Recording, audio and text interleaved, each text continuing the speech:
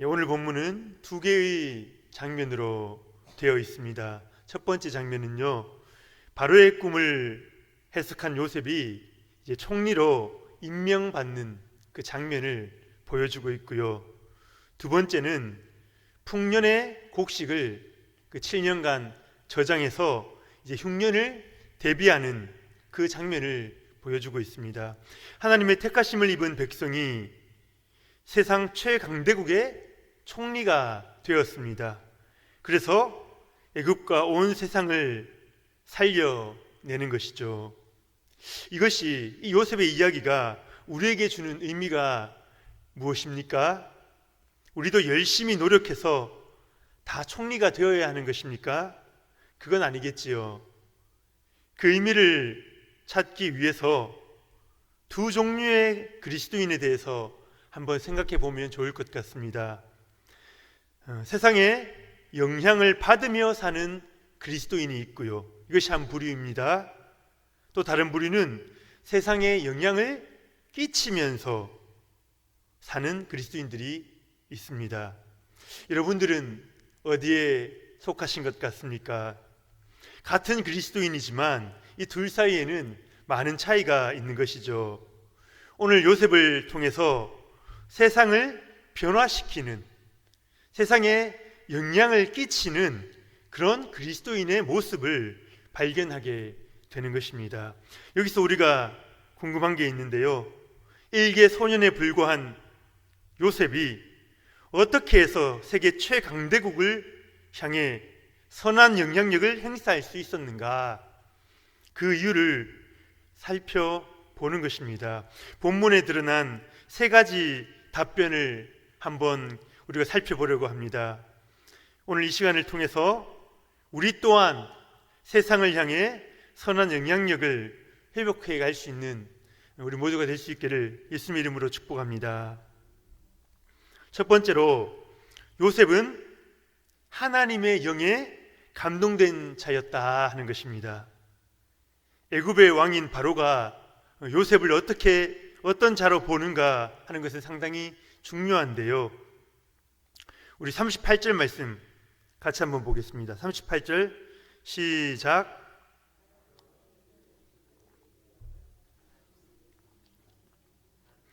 우리가 어찌 찾을 수 있으리요 하고, 바로는 요셉이 자신의 꿈을 해석하는 모습을 바로 앞에서 지켜보았습니다.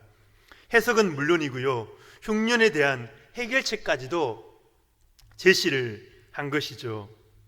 바로는 요셉을 어떻게 표현합니까? 하나님의 영에 감동된 사람이다. 지금 바울이 그렇게 느끼고 있는 것입니다. 하나님의 영에 사로잡혀 있는 사람이라는 것이죠. 그러니까 바로가 요셉을 볼 때에 그가 하는 말과 행동은 사람으로부터 나온 것이 아니다. 결코 사람으로부터 나온 지혜가 아니다는 것입니다. 하나님께서 요셉과 함께 계셔서 그에게 해석을 보여주신다는 것입니다. 바로가 정확하게 본 것이지요.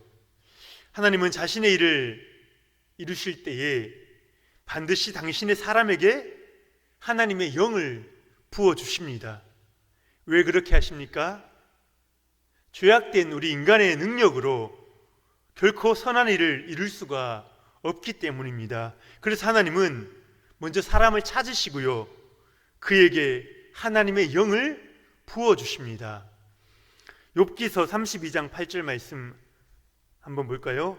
사람의 속에는 심령이 있고 전능자의 기운이 사람에게 총명을 주시나니, 우리 마음 가운데 영적인 공간이 있다는 것입니다.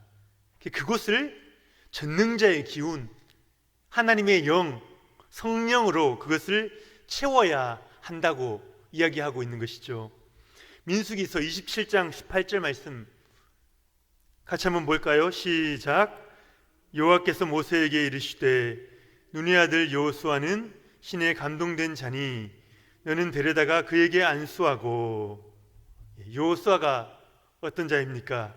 신에 감동된 자라고 나오지 않습니까? 하나님께서 그 가나안 땅을 정복하는 그 하나님의 사업을 하시기 위해서 사람을 택하시고 하나님의 신으로 충만히 감동시켜 주시는 것입니다. 다니엘서 5장 14절 말씀 같이 한번 볼까요? 시작. 내가 내게 대하여 들은즉 내 안에는 신들의 영이 있으므로 네가 명철과 총명과 비상한 지혜가 있다 하도다. 신들의 영이 지금 다니엘을 이야기하는 겁니다. 다니엘 안에 있다는 것입니다.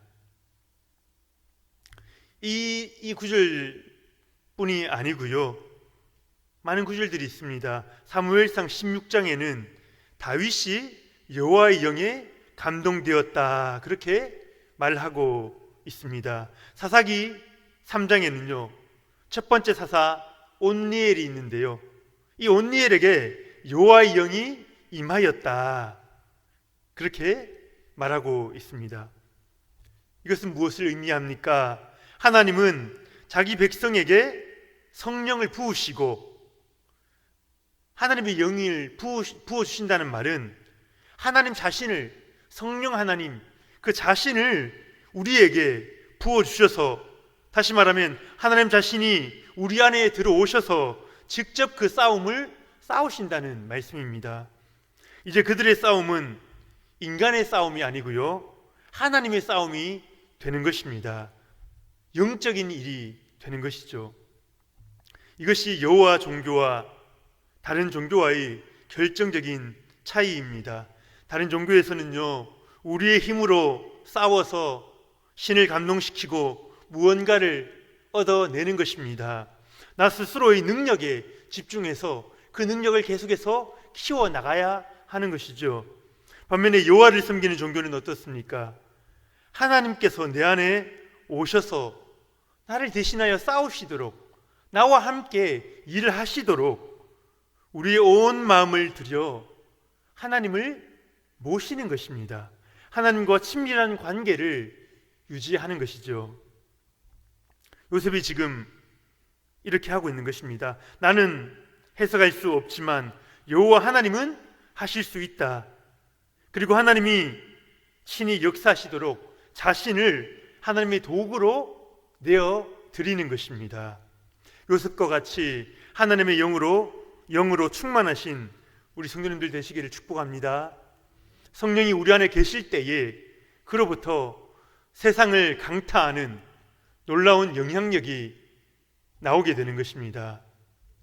우리 39절 말씀 한번 같이 보겠습니다. 39절 말씀 시작.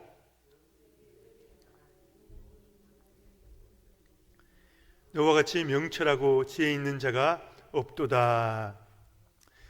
여기서 바로의 표현이 또 예리합니다. 뭐라고 말합니까? 하나님이 이 모든 것을 너에게 보이셨다. 하나님이 너에게 보여주셨다.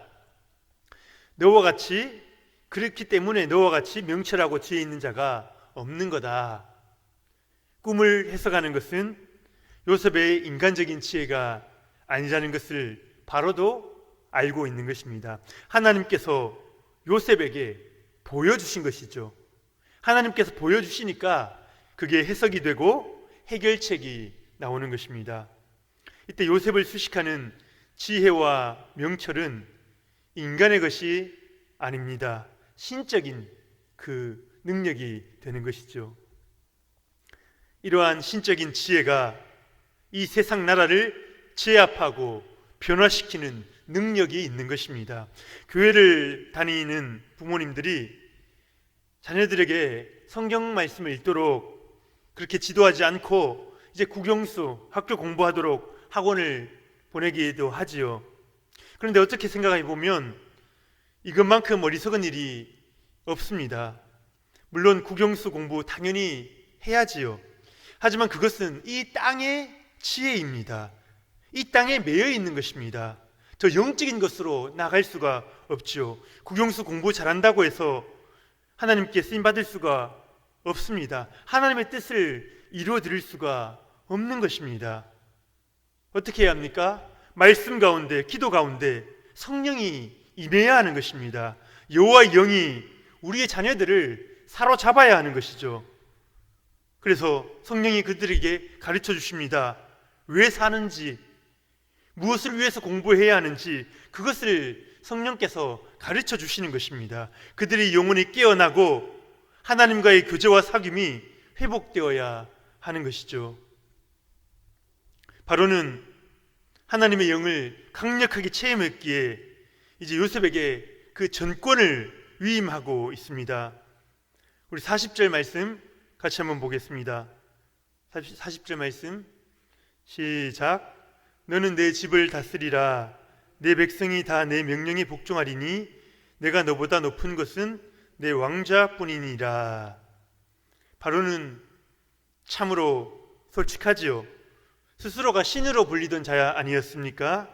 그런데 진짜 하나님을 자기가 경험한 것입니다. 그러니까 그 앞에 모든 걸 내려놓습니다. 내가 너보다 높은 것은 내 왕자뿐이다. 나는 세상에서 왕으로 불리는 그런 사람이지만 요셉 너는 하나님의 영이 함께 하시는 하나님의 사람이다. 신적인 존재이다. 그것을 고백하는 것입니다.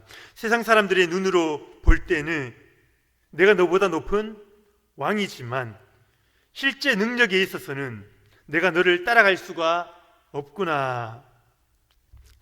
바로는 그래서 요셉을 총리로 세워서 모든 나라의 일들을 다 위임해야 하고 있는 것입니다. 42절, 43절 말씀 우리 같이 한번 보겠습니다. 시작.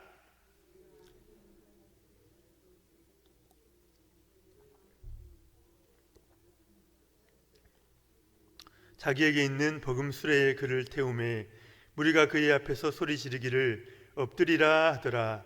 바로가 그에게 애굽 전국을 총리로 다스리게 하였더라. 바로가 노예이자 죄수였던 요셉을 어떻게 이렇게까지 단번에 높일 수가 있겠습니까? 인간의 머리로는 아무리 생각해도 이해할 수가 없죠. 그런데 이것을 이해하는 방법이 단 한 가지가 있습니다. 요셉이 여호와의 영에 감동된 자였다. 보통 사람이 아니었다는 것이죠. 바로가 그것을 직접 체험했기에 확신을 가지고 그를 총리로 지금 세우는 것입니다. 성령을 사모하시는 우리 성도님들 되시기를 축복합니다. 성령에 감동된 자로 살아가시기를 축복합니다. 우리는요, 우리 힘으로 살도록 부름받지 않았어요. 그것은 세상 사람들의 이야기입니다. 아버지가 없는 자들의 이야기고요, 성령님을 모시지 않는 자들의 이야기입니다. 우리는 성령님을 모시고 그 힘을 우리의 것으로 삼고 살아가도록 부름받은 자들입니다. 그렇기 때문에 우리가 기도하는 것 아닙니까? 성령의 도우심을 간구하는 것 아니겠습니까? 요셉이 애굽에 동화되지 않고 오히려 그들에게 영향력을 끼쳤는데요, 그 두 번째 이유는 요셉이 하나님 나라 백성으로서의 정체성을 지키고 있었다. 하나님 나라 백성으로서의 정체성을 가지고 있었다 하는 것입니다. 요셉이 그런 정체성을 가졌다는 것을 어떻게 알 수 있는가? 기본적으로 요셉은요, 스스로를 하나님의 대리인으로 여기고 있습니다. 관원장들의 꿈을 풀고요, 바로의 꿈을 풀 때에 자신이 한 것이 아니라 하나님께서 하셨다, 그 이야기를 계속 하잖아요.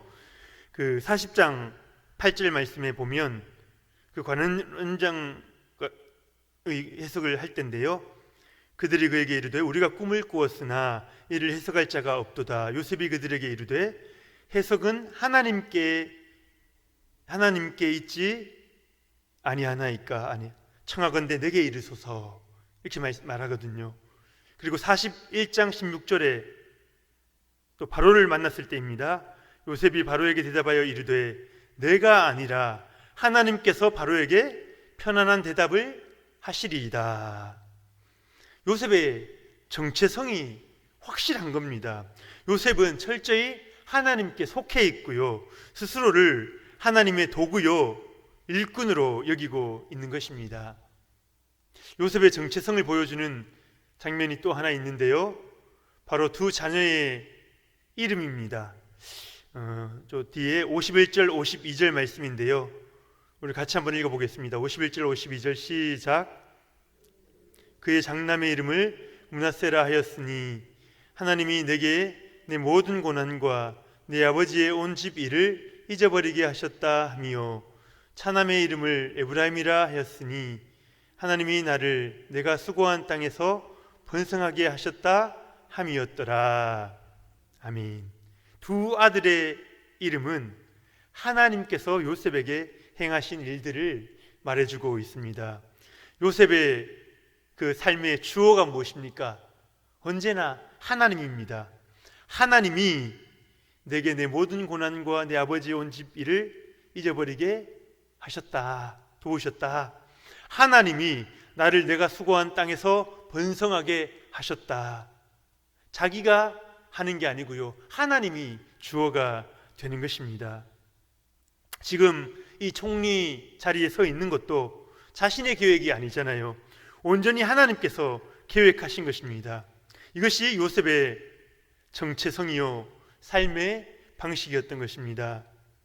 내가 누구인지 알기에 내가 무엇을 해야 하는지도 분명해지는 것이죠. 그러니 담대히 나아가서 세상을 이길 수가 있는 것입니다. 우리 성도님들 어떠십니까? 여러분들 어디에 속하셨습니까? 여러분들은 누구이십니까? 여러분들의 정체는 무엇입니까? 이 질문에 대한 우리의 대답이요 선명해야 합니다. 우리는 하나님의 대사입니다. 우리는 하나님의 종입니다. 하나님의 쓰시는 일꾼입니다. 우리가 그렇게 말할 수 있어야 합니다.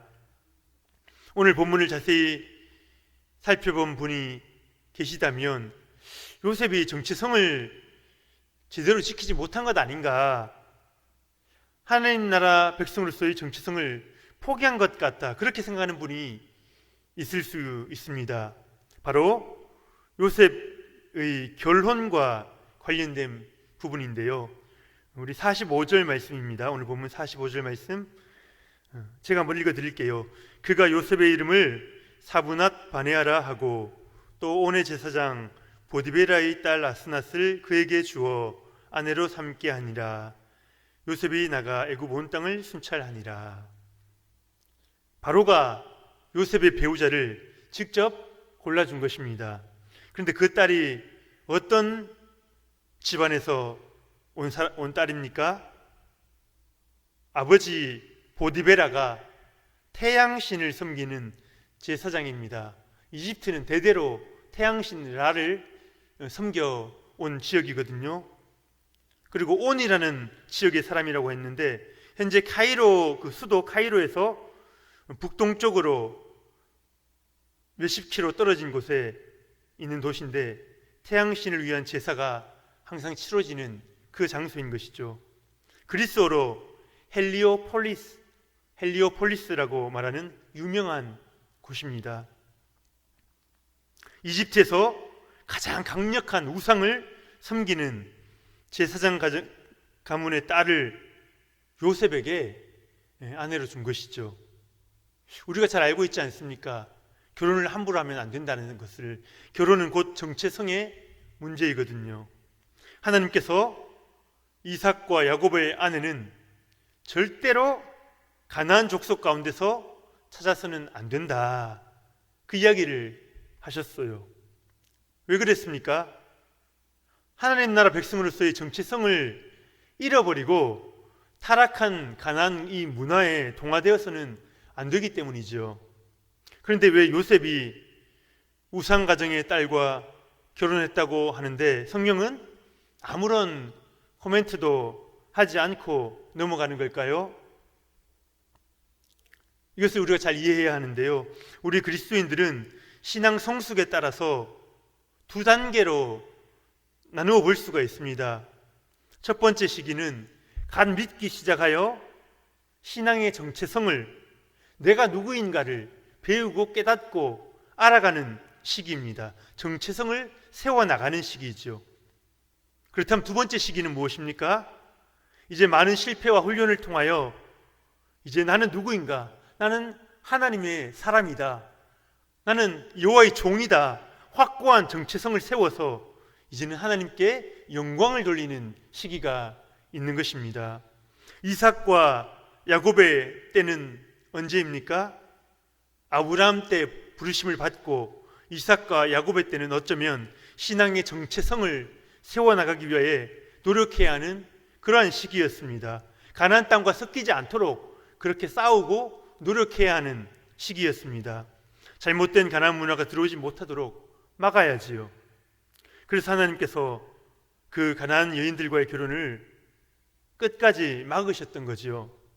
반면에 요셉의 때는요, 이제 조금 다른 것 같습니다. 확고한 정체성을 세워서 하나님께 영광을 돌리는 시기입니다. 세상으로부터 좋지 않은 영향을 받기보다 요셉이 세상으로 좋은 영향력을 흘려보내는 시기인 것이죠. 요셉이 보디베라의 딸 아스낫과 결혼함으로써 신앙이 약해지지 않아요. 오히려 그 가정 가운데서 하나님이 정말 살아계시다, 태양신을 섬겨왔는데 참신이 여기 계시네, 그것을 보여주고 사는 것이죠. 율법에 정결법이 있습니다. 그죠? 정결법. 부정한 것에 접촉했을 때 어떻게 됩니까? 그 접촉한 사람도 부정이 전념되어 부정해지는 것이죠. 이럴 경우 부정을 없애기 위해서 진 밖에 나가서 일정 시간을 보내야 합니다. 죄의 영향력이 또 그 전파력이 얼마나 큰가를 보여주는 그러한 그 율법의 행동입니다. 그런데요, 예수님이 이 땅에 오셨어요. 예수님은 성령으로 충만하신 분이시죠. 하나님의 영으로 채워주신 하나님 그 자신이 하나님이시잖아요. 그 예수님이 오셔서 부정한 사람을 만지십니다. 혈루병 환자, 피가 나는 자, 부정한 자거든요. 죽은 자도 부정합니다. 그런데요, 그 환자를 만지시고 죽은 자를 만지시고 살려내십니다. 율법에 따르면 이럴 경우 예수님이 부정해져야 되는 건데요, 오히려 어떤 일이 일어납니까?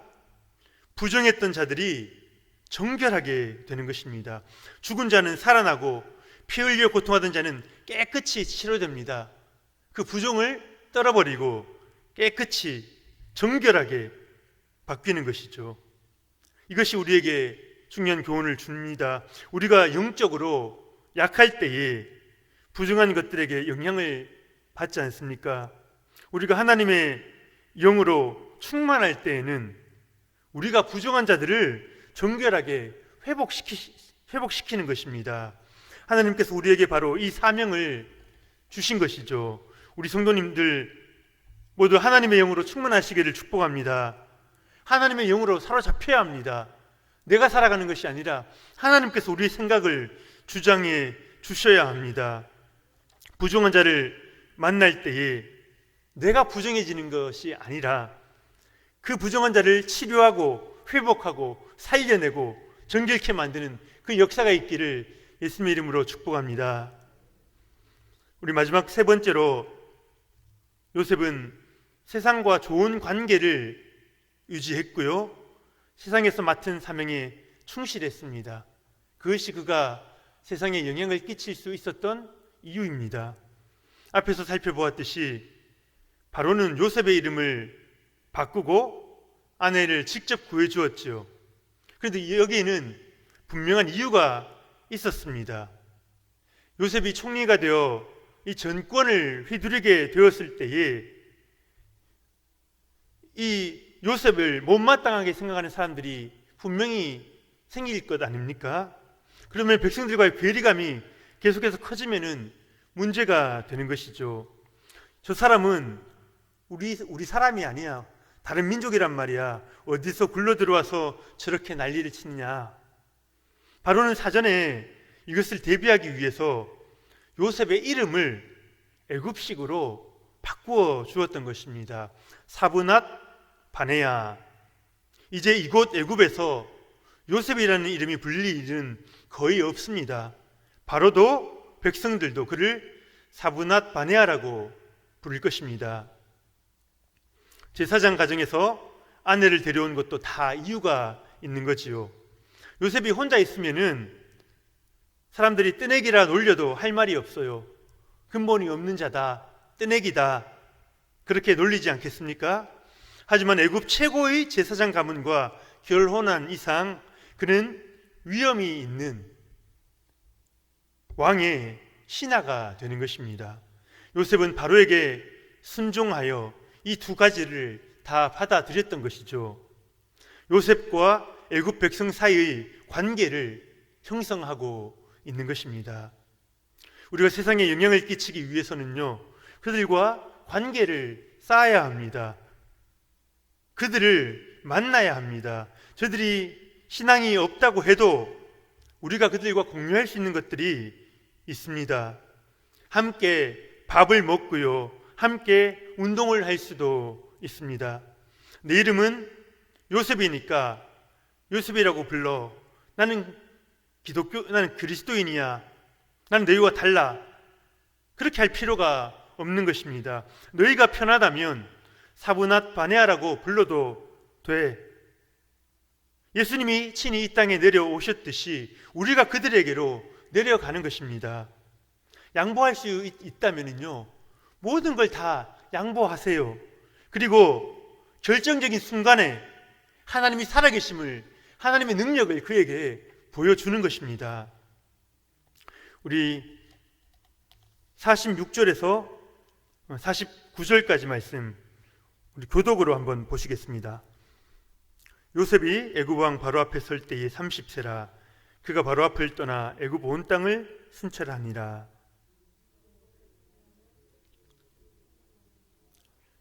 요셉이 애굽 땅에 있는 그 7년 곡물을 거두어 각 성에 저장하되 각 성읍 주위의 밭의 곡물을 그 성읍 중에 쌓아두매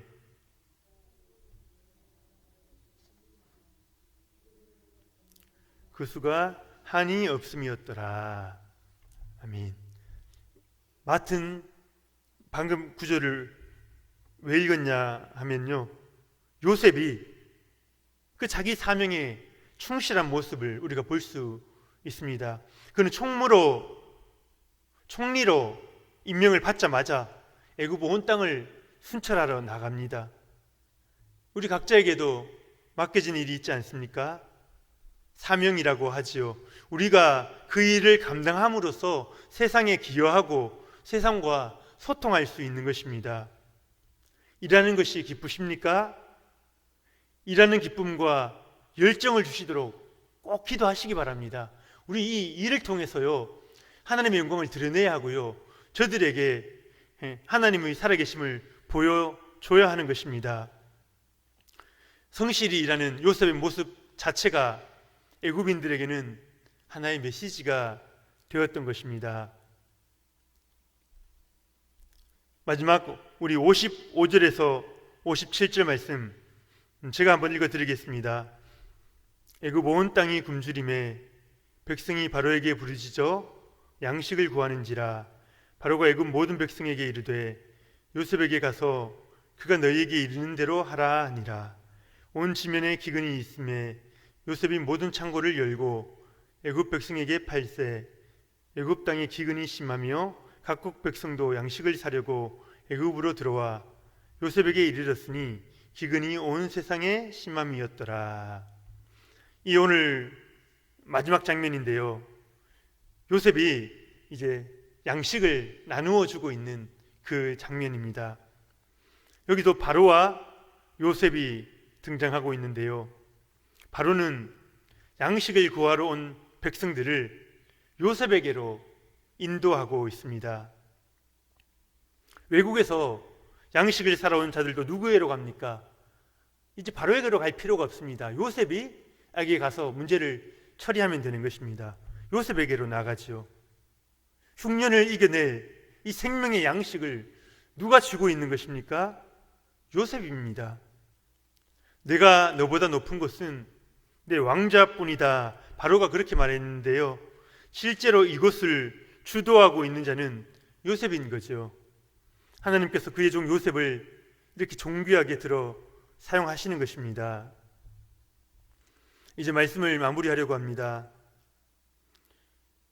요셉은 세상을 변화시키는 그리스도인, 그 하나의 모델을, 그 전형을 보여주고 있습니다. 어떻게 그게 가능했는가? 첫째, 하나님의 영에 감동된 자였다. 즉 하나님이 그 안에 사셨다는 것입니다. 둘째, 하나님 나라의 백성으로서의 정체성이 분명했다. 내가 누구인가? 내가 무엇을 위해 살아가는 존재인가? 확실히 알고 있었다는 거죠. 그리고 세 번째, 요셉은 세상과도 소통하였고 이 세상에서 나에게 맡겨진 그 사명을 충실히 감당하였다는 것입니다. 이제 우리들도 세상을 변화시키는 능력의 일꾼으로 세워지길 축복합니다. 더 이상 위축되어 있지 마시길 바랍니다. 성령을 구하시길 바랍니다. 너희가 구하는 자에게 성령을 주시지 않겠느냐? 그것이 예수님께서 우리에게 가르쳐 주신 이야기거든요. 성령을 간구하고 구하는 자에게 하나님께서 채워주시고 우리와 함께 하시는 것입니다. 더 이상 위축되어 있지 마시고요, 기지개를 켜시고요, 오라 우리가 세상을 변화시키자, 우리가 그렇게 큰 소리를 외치면서 이 세상을 정복해가는 저와 여러분 되시기를 예수님의 이름으로 축복합니다.